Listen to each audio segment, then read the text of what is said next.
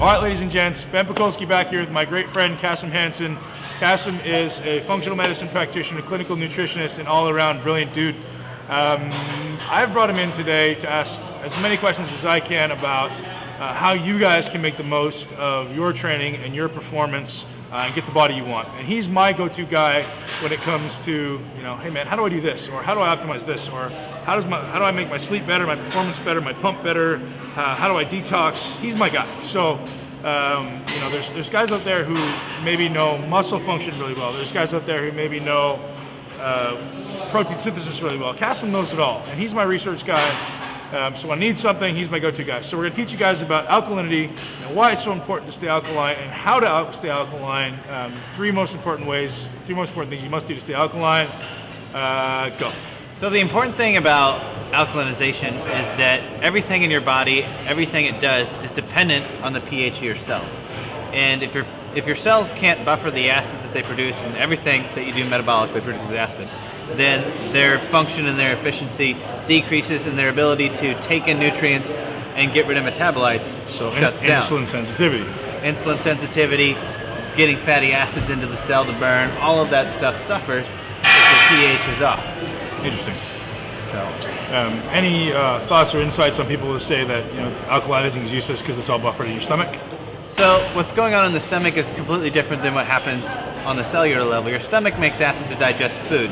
That acid's neutralized in the intestine, all right? And then as you absorb that nutrients into the bloodstream, it actually is introduced in an alkaline form. So the flora in your gut and everything actually neutralizes those acids before they enter the bloodstream.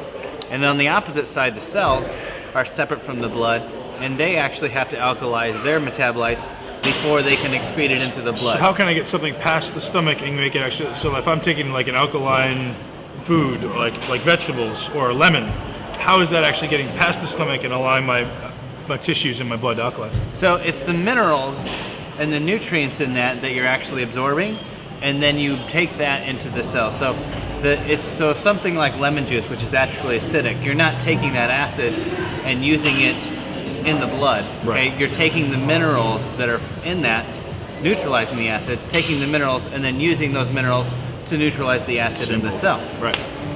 Awesome. So, any negative effects that anyone can see from maybe alkalizing too much? Have you ever seen that happen?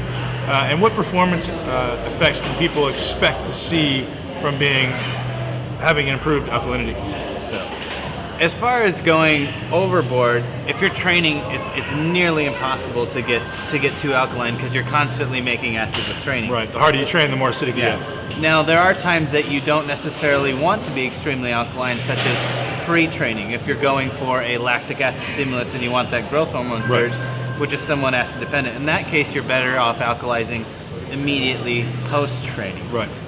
Kind of the same idea as taking antioxidants pre-workout. People say, well, antioxidants are good for you, take them all the time. Actually, you don't want to take them before you work out.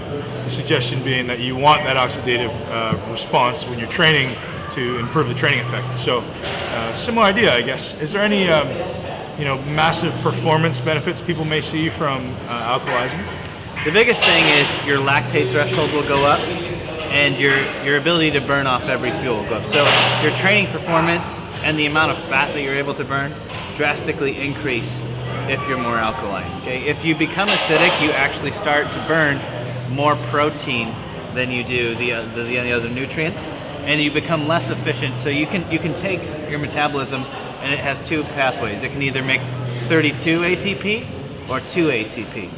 And if you're acidic, you keep going down that end where you can only get 2 ATP. Right. And so you become very inefficient, and your training performance really suffers. Interesting. Great. I think that's about it. We're going to wrap it up right there. Let's wrap it up with how often should people alkalize, and should they do it every day or should they do it a number of times a day? My personal opinion is in the morning and post-training should be the minimum. Okay. If you haven't alkalized for a while, you might alkalize 6 times a day for a couple of weeks, and you'll actually get a noticeable change in your performance and just your energy overall levels. energy You should feel levels. better, yeah. All right, guys, that's it. That's why you're gonna need to alkalize. You heard it from the man, master, Kasim Hansen, Ben Pekulski. Posse out.